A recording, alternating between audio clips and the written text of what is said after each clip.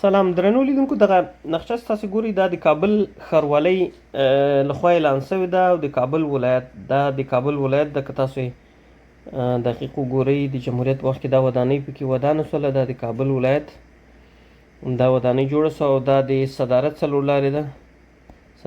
صدارت څلور لارې او دا سړک چې ده دا د جوی شیر لخوا راغلی. اوس د کابل ښاروالۍ ویلي د یوې میاشتې په دننه کې پر دې سیمه باندې هوایي پل جوړیږي او د دې هوایي پله د جوړېدلو سره به په سیمه کې تر څو جوړیږي د موټرونو ګڼه ګوڼه په دغه مرکزي سیمه کې ډېره زیاته سي.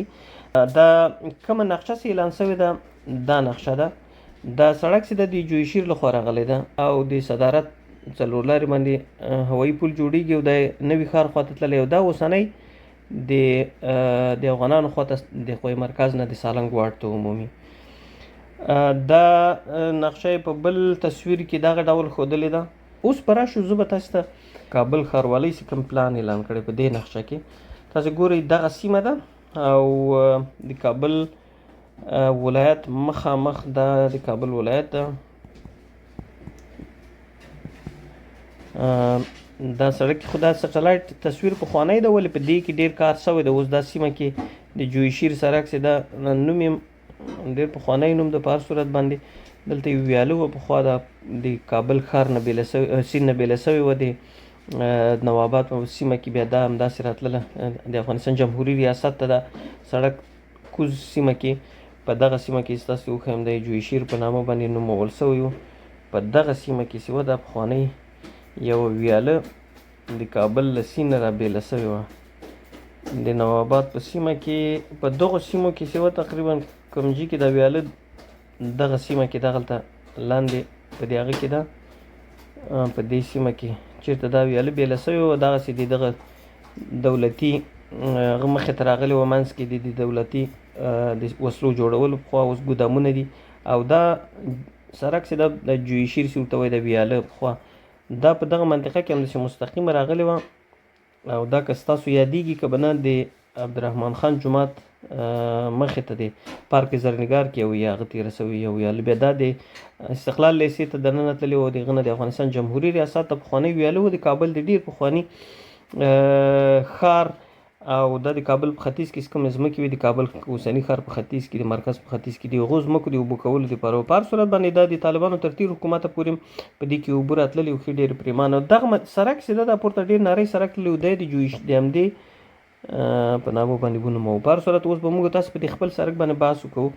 نو نوی هوایي پل په دې سیمه کې جوړیږي او دا حکومتي ودانۍ هم کیدای شي ورسره له منځه لاړ شي. د کابل ولایت دپاره د جمهوریت وخت کې نوی روغتون جوړ شو. دا د ګالري د کابل ګالري دپاره چې کومې ودانۍ دي دې سیمه کې هم کیدای شي څه ورانۍ وکړي. خو دا به د کابل نوی ښار دا د صدارت څلور لارې ده.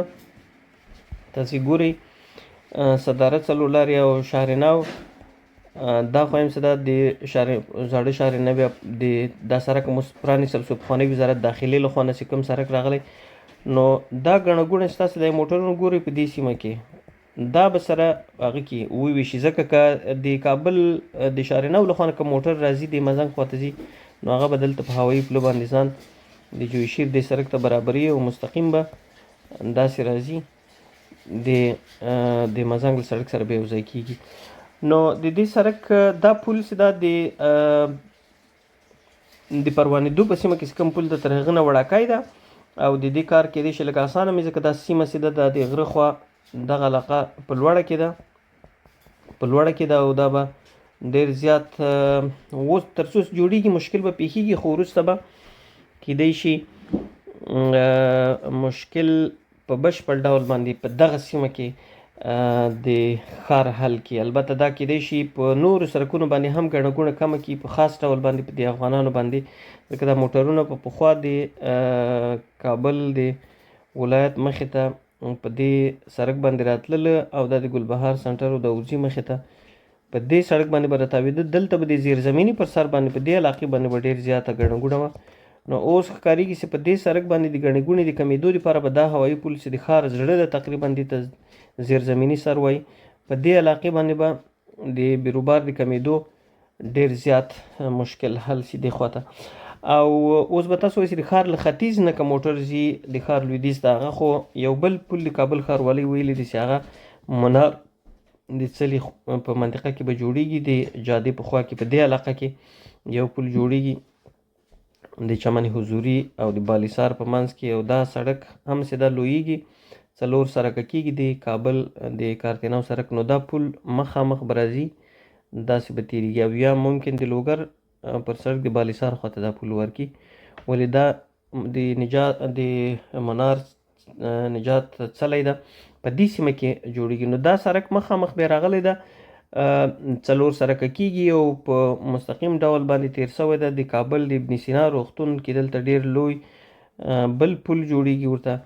نو د ښار په مرکز کې د دغو پلونو په جوړېدو سره تاسو ګورئ دا د هغه روغتون د ابن سینا روغتون د ابن سینا روغتون تقریبا ټول پکې له منځه ځي، ځکه دا اوسنی سړک چې دا پل داسې کوز شوی ده، دا یو 40 متره سړک چې دا په دې د غره په بیخ کې د ابن سینا د روغتون پر سیر راځي، او دا دغه د پل ارتن پخواني پل ارتن په خوا کې نوی لوی پل جوړیږي.